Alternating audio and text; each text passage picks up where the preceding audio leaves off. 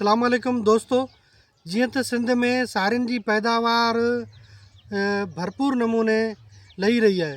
सारियुनि जे फ़ी एकड़ जेका पोखाई आहे उन ते 1 लख रुपया ख़र्चु अचे थो ऐं नतीजे तौरु जेका एवरेज अचे पई उहा 70 खां 90 मण ताईं अचे पई।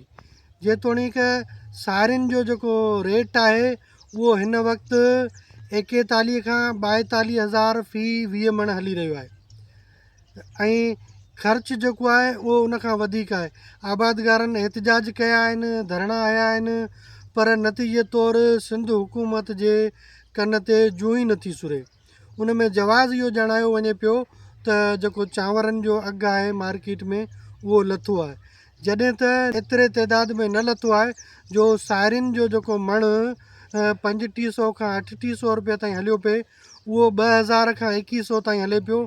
ही सिधी सही जेकी आहे सिंध जी ज़राइत खे तबाह करण जी साज़िश आहे।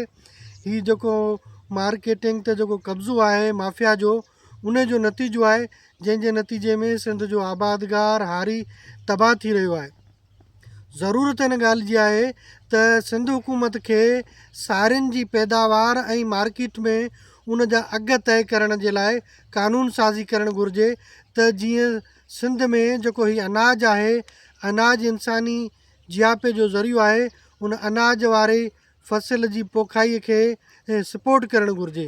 हाणे नतीजो इहो आहे त हिन वक़्तु जेको सारियुनि जो आबादगार आहे उहो घोटाले जो शिकार आहे, क्राइसिस जो शिकार आहे। जॾहिं त सिंध हुकूमत वरी कणिक जा अघु वेठी मुक़ररु करे उन जी पोखाईअ लाइ वेठी प्रोग्राम ॾे।